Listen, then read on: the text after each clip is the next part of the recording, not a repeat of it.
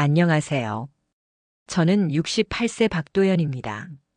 오늘 아침, 아니 정확히는 어제 밤부터 이미 하루가 어떻게 흘러갔는지 모르겠습니다. 순자가 떠나고 나서부터 시간이라는 게 의미가 없어졌어요. 병원에서 장례식장까지 차로 20분 거리인데 그 짧은 시간 동안 머릿속에서는 지난 40년이 주마등처럼 지나갔습니다. 순자가 처음 웃으며 인사했던 그 봄날부터 아이들 낳고 기르며 함께 늙어간 모든 계절이 한꺼번에 밀려왔어요. 빈소가 차려지고 나서 제가 해야 할 일은 명확했습니다. 부고 전화를 돌리는 것. 순자와 인연이 있던 모든 분들께 소식을 전하는 것. 전화기를 들고 전화번호부를 펼쳤는데 마음 한편으론 이상하게도 안도감 같은 것도 있었어요. 할 일이 있으니까 슬픔에만 빠져 있을 수는 없으니까요. 김 팀장이라는 상조회사 분이 와서 절차를 설명해 주더군요. 차분하고 경험이 많아 보이는 40대 남자였는데 이런 상황에서 만나는 사람치고는 참 따뜻한 느낌이었습니다. 발인일은 모레, 절차는 이렇고 저렇고, 조문객 접대는 어떻게 하고, 영정사진은 언제까지 가져오라고 하나하나 알려주는 그 말들이 지금 당장은 귀에 잘 안 들어오지만 그래도 고마웠어요. 아들 민수에게 전화를 걸어 소식을 전했습니다. 물론 이미 알고 있었지만요. 병원에서 함께 마지막을 지켰으니까. 민수는 울먹이는 목소리로 지영이도 곧 오겠다고 했어요. 지영이가 우리 며느리입니다. 결혼한 지 벌써 7년이 됐네요. 그런데 오후 즈음 되어서 휴대폰에 문자가 하나 왔습니다. 지영이에게서였어요. 아주 짧은 문자였습니다. 이미 출국했습니다. 죄송합니다. 그게 전부였어요. 처음엔 뭔 소리인가 했습니다. 출국이라니요. 지금이 무슨 상황인데 출국이라는 말이 나와요. 몇 번을 다시 읽어봤는데 글자가 바뀌지 않더군요. 민수에게 전화를 걸어 물어봤더니 어버버거리면서 미안하다는 말만 반복합니다. 몇 달 전부터 계획된 해외여행이라고 비용도 이미 다 지불했고 환불이 안 된다고 그런 이야기를 하는데 솔직히 믿어지지가 않았어요. 장래가 먼저냐 여행이 먼저냐. 속으로 그런 말이 올라왔지만 소리내어 말하지는 않았습니다. 김 팀장이 옆에서 지금은 절차부터 잡으셔야 합니다라고 조용히 말해주더군요. 그래요, 맞습니다. 지금 당장 해야 할 일이 있으니까요. 순자의 영정 앞에 서서 한참을 서 있었습니다. 아직 어색해요. 사진 속 순자는 웃고 있는데 진짜 순자는 더 이상 없다는 게 받아들여지지 않으니까요. 마음속으로 물어봤습니다. 여보, 내가 체면을 지켜야 하냐, 마음을 지켜야 하냐. 물론 답은 오지 않았지만요. 문득 생각이 났습니다. 순자가 살아있을 때 가족 모임이 있으면 지영이가 자주 빠졌어요. 회사 일이다, 몸이 아프다, 이런저런 이유로요. 그럴 때마다 저는 좀 섭섭했는데 순자는 늘 지영이를 두둔했습니다. 사람마다 리듬이 있다고 했어요. 억지로 맞추려고 하면 오히려 더 어색해진다고요. 그 말이 지금도 맞는 건지는 모르겠습니다. 하지만 적어도 오늘은 일단 장례부터 치러야겠다고 생각했어요. 감정은 나중에 정리하더라도요. 이튿날 오전부터 조문객들이 하나둘 오기 시작했습니다. 동네 분들, 순자와 함께 다녔던 교회 권사님들, 제가 다니던 회사 동료들, 아이들 친구들까지. 빈소가 점점 사람들로 채워지면서 순자가 살면서 얼마나 많은 분들과 인연을 맺고 살았는지 새삼 느껴졌어요. 저보다 순자를 더 잘 아는 분들도 많이 계시더군요. 그런데 사람이 많아질수록 이상하게 신경 쓰이는 게 있었습니다. 며느리 자리가 비어 있다는 거예요. 처음엔 별 생각 없었는데 조문객 중에 며느리는 어디 계세요? 라고 묻는 분들이 있으니까 어떻게 대답해야 할지 모르겠더군요. 해외에 있습니다라고만 했어요. 더 자세한 설명은 하지 않았습니다. 딸 서윤이가 아침부터 와서 조문객 접대를 도와주고 있었는데 시간이 지날수록 표정이 어두워지는 게 보였어요. 서윤이는 어렸을 때부터 직설적이고 정의감이 강한 아이였거든요. 대학에서 법학을 전공했고 지금도 법무팀에서 일하는데 옳고 그름에 대해서는 타협을 잘 안 해요. 점심때쯤 되어서 서윤이가 저한테 조용히 다가왔습니다. 아버지, 이건 예의가 아닙니다. 민수 오빠에게 확실히 말하세요. 목소리는 낮았지만 단호했어요. 저도 솔직히 마음이 편하지 않았지만 그렇다고 지금 이 자리에서 가족 싸움을 할 수도 없는 노릇이잖아요. 민수는 오후에 와서 조문객들께 인사를 했는데 누군가 며느리 이야기를 꺼낼 때마다 내가 잘 말했는데 상황이 이런 식으로 흐린 대답만 반복했어요. 보고 있으니 안쓰럽기도 하고 답답하기도 하더군요. 아들도 힘들어하고 있다는 건 알겠는데 그렇다고 이 상황이 해결되는 건 아니니까요. 김 팀장은 하루 종일 묵묵히 일을 처리해 줬습니다. 조문 동선을 정리하고 발인 일정을 확인하고 재단꽃을 교체하고 감정적으로 요동칠 때마다 실무적인 일로 주의를 돌려주는 게 고마웠어요. 이런 일에 익숙하다 보니 사람 마음도 잘 아는 것 같더군요. 저녁 무렵 친척들이 더 많이 왔는데 그중에 순자 언니가 계세요. 70이 넘은 분인데도 정정하시고 말씀도 또렷하세요. 그분이 저한테 조용히 말씀하시더군요. 도현아, 사람들 시선이 좀 그렇다. 며느리 일 말이야. 그때 문득 순자가 살아있을 때 했던 말이 생각났습니다. 동네 잔치에 갔다가 누군가 남 흉을 보는 소리를 들었을 때였어요. 순자가 웃으면서 말했죠. 우린 슬픔을 나누러 왔지 심판하러 온 게 아니네. 그 말이 지금도 맞다고 생각해요. 하지만 현실은 그렇게 단순하지 않더군요. 밤이 되어서야 조문객들이 줄어들었습니다. 가족들만 남아서 상주실에 앉아 있는데 공기가 무거웠어요. 서윤이는 휴대폰을 들여다보고 민수는 계속 한숨만 쉬고 저는 마음속으로 스스로에게 규칙을 하나 정했습니다. 장례는 산 사람 싸움이 아니다. 순자를 보내드리는 일에 집중하자고요. 하지만 마음이 편하지는 않았습니다. 체면과 사정 사이에서 어디에 무게중심을 둬야 할지, 순자라면 뭐라고 했을지 그런 생각들이 머릿속을 계속 맴돌았어요. 밤이 깊어 조문객들이 모두 돌아가고 상주실에는 가족들만 남았습니다. 서윤이는 소파에서 얕은 잠에 들었고 민수는 저와 함께 앉아서 컵라면을 끓여 먹고 있었어요. 이상하게도 이런 때 배가 고픈 게 사람이더군요. 슬픔 속에서도 몸은 계속 살아가려고 하니까요. 라면을 후루룩 먹으면서 민수가 먼저 말을 꺼냈습니다. 아버지, 지영이 일로 죄송합니다. 목소리에 힘이 없었어요. 이미 결제했고 회사 휴가도 어렵게 맞춰서 엄마가 평소에 이해해 줄 거라고 말끝을 흐리더군요. 솔직히 화가 났습니다. 하지만 큰 소리로 화를 낼 기운도 없었고 무엇보다 민수도 지금 힘들어 보였거든요. 그래서 조용히 말했어요. 그럼 내 엄마 장례는 누가 이해해 주냐? 그 말을 듣고 민수 눈가가 졌더군요. 한참을 아무 말 없이 라면만 젓다가 겨우 한마디 했습니다. 내가 잘못했어. 민수가 결혼할 때가 생각났습니다. 벌써 7년 전 일이네요. 예식장에서 순자가 지영이 손을 꼭 잡고 말했던 게 기억나요. 서로의 편이 되어라. 그때 순자는 정말 기뻐했어요. 아들이 좋은 사람 만나서 가정을 꾸린다고, 이제 우리 가족이 더 커졌다고. 지영이도 그때는 수줍어하면서도 웃었어요. 고개를 꾸벅 숙이면서 어머니 감사합니다라고 했죠. 그런데 언제부터인가 가족 모임에 얼굴을 잘 안 비추기 시작했어요. 처음에는 새댁이라 어색하나 보다 했는데 시간이 지나도 별로 나아지지 않더군요. 순자는 그럴 때마다 지영이를 감쌌습니다. 사람마다 성격이 다르다, 시간이 필요한 거다, 그런 식으로요. 저는 가끔 답답했어요. 며느리가 너무 거리감을 두는 것 같아서. 하지만 순자가 워낙 이해심이 많은 사람이라 저도 따라서 참았죠. 그런데 지금 이 상황에서는 이해가 잘 안 되더군요.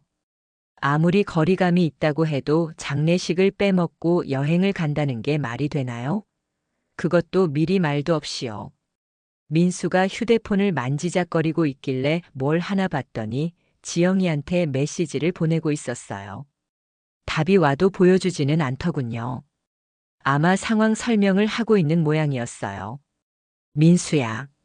제가 불렀습니다. 내 마음도 알고 지영이 사정도 있겠지만 사람들이 뭐라고 하는지 너도 봤지? 민수가 고개를 끄덕였어요. 알아요. 정말 죄송해요. 죄송하다고 되는 게 아니야. 이미 벌어진 일인데 이제 어떻게 할 거냐? 지영이가 빨리 돌아오겠다고 했어요. 사과도 하고. 솔직히 그 말을 듣고도 화가 풀리지는 않았습니다. 하지만 민수를 더 다그칠 마음은 없었어요. 이 아이도 엄마를 잃고 슬픈데 아버지까지 다그치면 어떻게 버티겠어요. 라면 국물을 다 비우고 나서 저는 민수에게 말했습니다. 화를 내한테 쏟는 건 옳지 않다. 하지만 앞으로는 이런 일이 없었으면 좋겠어. 민수가 깊게 고개를 숙였습니다. 제 아들이지만 지금 모습을 보니 마음이 복잡하더군요. 착한 아이인데 때로는 너무 착해서 오히려 문제가 되는 것 같아요. 양쪽 다 상처 주기 싫어서 애매하게 넘어가려다가 더 큰 문제가 되는 거죠. 새벽 공기는 차가웠지만 그래도 대화를 나누고 나니 조금은 마음이 정리되는 느낌이었습니다. 분노를 아들에게 쏟지 말자, 그건 순자가 원하는 일이 아닐 거라고 생각했어요. 둘째 날 오후 평소보다 조용했던 빈소에 묘한 긴장감이 돌기 시작했습니다. 친척들이 웅성거리는 소리가 들렸어요. 처음에는 뭔 일인가 했는데 서윤이가 얼굴을 굳히고 제게 다가오더군요. 휴대폰을 들고서요. 아버지, 이거 보세요. 친척 단체 채팅방에 사진이 하나 올라와 있었습니다. 해변가에서 찍은 사진이었어요. 파란 바다를 배경으로 화려한 칵테일을 들고 웃고 있는 지영이의 모습이 선명했습니다. 비키니를 입고 선글라스를 쓰고 정말 행복해 보였어요. 사진 아래에는 즐거운 휴가 중이라는 글까지 있었고요. 누가 올린 건지는 모르겠지만 지영이가 본인 SNS에 올린 걸 누군가 캡처해서 공유한 모양이었어요. 채팅방에는 벌써 몇 개의 댓글이 달려 있었습니다. 노골적으로 비난하는 말은 없었지만 물음표만 여러 개 찍힌 메시지들이 전하는 의미는 충분히 알 수 있었어요. 서윤이가 말했습니다. 이건 선 넘은 거예요. 가족 회의하세요. 목소리가 떨렸어요. 화가 나서 그런 게 아니라 창피해서 그런 것 같았습니다. 저도 사진을 보는 순간 얼굴에 피가 확 올라오는 걸 느꼈어요. 민수가 휴대폰을 보더니 얼굴이 하얗게 질렸습니다. 지영이랑 당장 통화해 볼게라고 하면서 급하게 밖으로 나가더군요. 목소리가 다급했어요. 아마 이런 상황이 벌어질 거라고는 예상 못했나 봅니다. 저는 순자의 영정을 바라봤습니다. 여보, 이건 내가 말렸겠지? 속으로 물었어요. 순자가 살아있었다면 분명 지영이한테 미리 주의를 줬을 거예요. SNS에 사진을 올릴 때는 조심하라고, 특히 이런 때는 더욱더 신중해야 한다고요. 사진을 본 사람들의 시선이 빈소 공기를 차갑게 만들었습니다. 직접적으로 뭐라고 하는 사람은 없었지만 수군거리는 소리가 여기저기서 들렸어요. 요즘 젊은 사람들은 참 상식이 어디 갔나. 이런 말들이요. 김 팀장이 상황을 파악하고는 조용히 제게 다가왔습니다. 상주님, 지금은 조문객 접대에 집중하시는 게 좋겠습니다. 다른 일은 나중에 정리하셔도 됩니다. 침착한 목소리였어요. 이런 상황도 처음이 아닌 것 같더군요. 하지만 마음이 편하지 않았습니다. 사람들의 시선이 느껴졌어요. 동정 어린 시선, 비난하는 시선, 호기심 어린 시선. 다양했지만 모두 불편했습니다. 순자의 장례식이 이상한 구경거리가 되는 것 같아서 속상했어요. 문득 순자가 여행을 좋아했던 게 생각났습니다. 젊었을 때 신혼여행도 제대로 못 갔던 우리였는데 나이가 들어서는 가끔 근처 온천이라도 다녀오자고 했었어요. 하지만 늘 가족 일정부터 챙겼죠. 명절이나 생일 같은 중요한 날에는 절대 집을 비우지 않았고요. 저녁 무렵 민수가 들어왔는데 얼굴이 말이 아니었어요. 지영이와 통화를 했나 봅니다. 지영이가 정말 죄송하다고 했어요. 사진은 삭제했다고. 힘없는 목소리였어요. 서윤이가 냉정하게 말했습니다. 삭제해서 되는 일이 아니에요. 이미 다 퍼졌는데. 맞는 말이었어요. 인터넷에 한번 올라간 건 완전히 지우기 어렵잖아요. 그날 밤은 유난히 길었습니다. 처음으로 사람들 앞에서 입장을 정리해야 하나라는 생각이 들었어요. 지금까지는 그냥 넘어가려고 했는데 이제는 뭔가 분명하게 해야 할 것 같았습니다. 그날 밤 모든 사람들이 잠든 후에 저는 혼자 빈소로 갔습니다. 화려한 국화꽃들 사이에 순자의 영정이 놓여 있었어요. 은은한 향 냄새가 공간을 가득 채우고 있었고 밤이라 그런지 낮보다 더 고요했습니다. 순자와 단둘이 있는 것 같은 느낌이었어요. 영정 앞에 앉아서 한참을 바라봤습니다. 사진 속 순자는 환하게 웃고 있었어요. 몇 년 전 서윤이 결혼식 때 찍은 사진인데 그때 순자가 얼마나 기뻐했는지 기억납니다. 우리 딸이 이렇게 예쁘게 컸네라고 하면서 눈물을 글썽였었죠. 내가 없으니 뭐가 옳은지 모르겠다. 작은 소리로 말했어요. 아무도 듣지 못할 만큼 조용하게요. 지영이한테 화를 내야 하는 건지 이해해야 하는 건지. 내가 있었다면 뭐라고 했을까? 며느리에게 느끼는 분노가 사실은 다른 데서 온 건 아닌가 하는 생각이 들었습니다. 순자를 지키지 못한 제 자신에 대한 자책, 아내를 떠나보내야 하는 상실감, 그런 것들이 뒤섞여서 지영이에게 향하고 있는 건 아닐까요? 순자가 마지막 밤에 했던 말이 떠올랐습니다. 병실에서 의식이 흐려지기 전에 제 손을 잡고 속삭이듯 말했어요. 사람 탓하기 전에 마음부터 보듬어줘. 그때는 무슨 뜻인지 잘 몰랐는데 지금 와서 생각해보니 이런 상황을 예견하고 한 말 같았어요.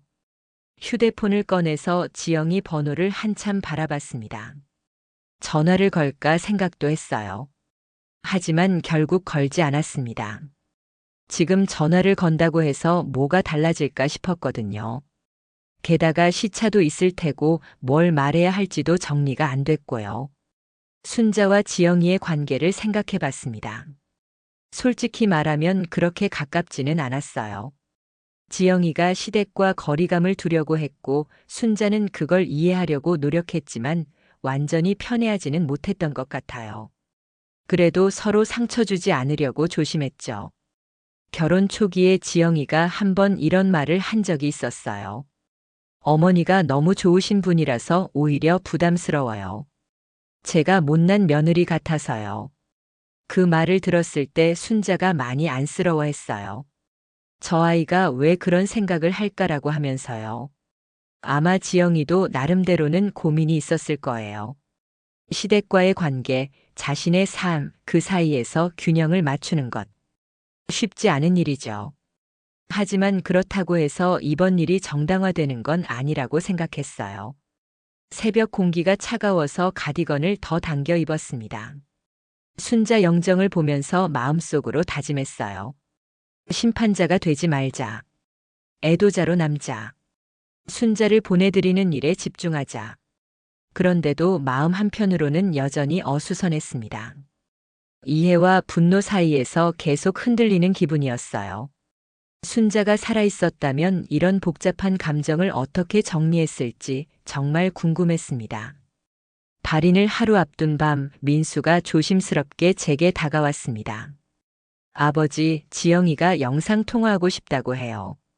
직접 사과하겠다고. 민수 목소리에는 간절함이 섞여 있었어요. 아마 며칠 동안 고민했을 겁니다. 아내와 아버지 사이에서 어떻게 해야 할지요. 처음에는 거절하고 싶었습니다. 지금 와서 영상통화로 사과한다고 달라질 게 뭐가 있나 싶었거든요. 하지만 민수의 표정을 보니 차마 안 된다고 하기 어려웠어요. 그래서 고개를 끄덕였습니다. 휴대폰 화면에 지영이가 나타났을 때 솔직히 놀랐습니다. SNS 사진에서 봤던 밝은 모습과는 전혀 달랐거든요. 눈이 빨갛게 부어있고 얼굴도 많이 상해 보였어요. 배경을 보니 호텔 방 같았는데 휴가를 즐기는 사람 같지는 않았습니다. 지영이가 먼저 말했어요. 아버지, 죄송합니다. 목소리가 떨렸어요. 겁이 났어요. 제가 가면 모두가 저를. 그래서 도망쳤어요. 겁이 났다는 말을 듣고 조금 의외였습니다. 그동안 지영이가 우리와 거리를 두는 이유가 단순히 관심이 없어서인 줄 알았거든요. 하지만 두려움이었다니요. 도망은 상처를 키운다. 제가 단호하게 말했습니다. 내가 내 아들 아내라면 우리와 함께 울어야 한다. 지영이가 울기 시작했어요. 화면 너머로도 어깨가 떨리는 게 보였습니다. 정말 죄송해요. 돌아가면 제자리에서 사과하겠습니다. 서윤이가 옆에서 지켜보고 있다가 차갑게 말했어요. 사과는 말이 아니라 행동이에요. 냉정한 목소리였지만 아예 관계를 끊자는 건 아닌 것 같았어요. 지영이가 더 구체적으로 설명하기 시작했습니다. 처음에는 정말 환불이 안 되는 여행이라고 생각했다고요. 하지만 실제로는 시댁 식구들과 함께 있는 게 부담스러워서 도망치고 싶었다고 했어요. 특히 장례식 같은 엄숙한 자리에서 실수할까봐 겁이 났다고요. 그동안 제가 가족 모임도 자주 빠지고 명절에도 얼굴을 잘 안 비췄잖아요. 그래서 어머니 마지막 순간에도 제가 있으면 방해가 될 것 같았어요. 그 말을 듣고 마음이 복잡해졌습니다. 지영이가 그런 마음을 갖고 있었다는 걸 저희가 몰랐던 거죠. 아니, 알려고 노력하지 않았던 건지도 모르겠어요. 민수가 중간에서 말했습니다. 지영이가 어머니를 싫어해서 그런 게 아니에요. 오히려 너무 좋은 분이라서 부담스러웠던 거예요. 순자가 생전에 했던 말이 생각났습니다. 용서는 빚을 탕감하는 게 아니라 관계의 계좌를 다시 여는 것이야. 지영이에 대한 제 감정도 그런 식으로 정리해야 할 것 같았어요. 영상통화는 30분 정도 계속됐습니다. 지영이는 계속 울면서 사과했고 저는 더 이상 화내지 않기로 했어요. 화를 낸다고 해서 순자가 돌아오는 것도 아니고 이미 벌어진 일을 되돌릴 수 있는 것도 아니니까요. 통화를 끝내고 나서 서윤이가 말했습니다. 아버지가 너무 쉽게 넘어가시는 건 아닌지 모르겠어요.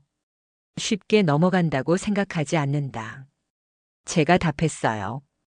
다만 내 엄마 장례를 원망과 분노로 치르고 싶지 않을 뿐이야. 민수는 아무 말하지 않았지만 표정이 조금 밝아진 것 같았어요. 아마 가장 힘들었을 겁니다. 아버지와 아내 사이에 끼어서 어디 편도 못 들고요. 그날 밤은 처음으로 조금 편안하게 잠들 수 있었습니다. 완전히 해결된 건 아니지만 적어도 대화의 문은 열린 것 같았거든요. 발인 당일 아침 저는 일찍 일어나서 빈소를 정리했습니다. 마지막 밤이었어요. 순자와 함께 보내는 정말 마지막 시간. 내일이면 이 자리도 비워지고 순자도 영원히 떠나가고 모든 게 달라질 거예요. 문득 생각이 들었습니다. 지영이 자리에 흰 국화 한 송이를 놓아두면 어떨까?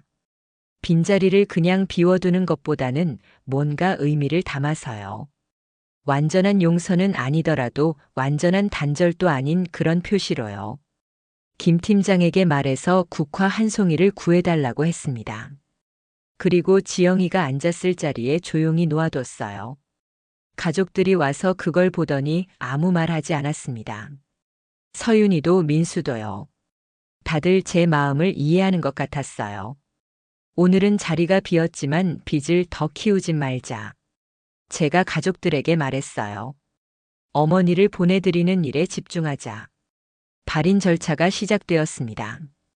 관을 운구차에 옮기고 상복을 입은 가족들이 뒤따르고 조문객들이 배웅하고 평생 한 번 있을까 말까 한 일인데 막상 겪어보니 시간이 너무 빨리 지나가는 것 같았어요. 민수는 고개를 깊이 숙이고 묵묵히 절차를 따랐어요. 며칠 동안 힘들었을 텐데 마지막에는 의젓하게 해냈습니다. 서윤이도 말을 아끼며 운구를 도왔고요. 김 팀장은 끝까지 조용히 모든 걸 챙겨줬습니다. 화장장으로 가는 길에서 휴대폰에 메시지가 왔어요. 지영이에게서였습니다. 돌아가면 첫 인사가 조문입니다. 어머니께 용서를 빌겠습니다.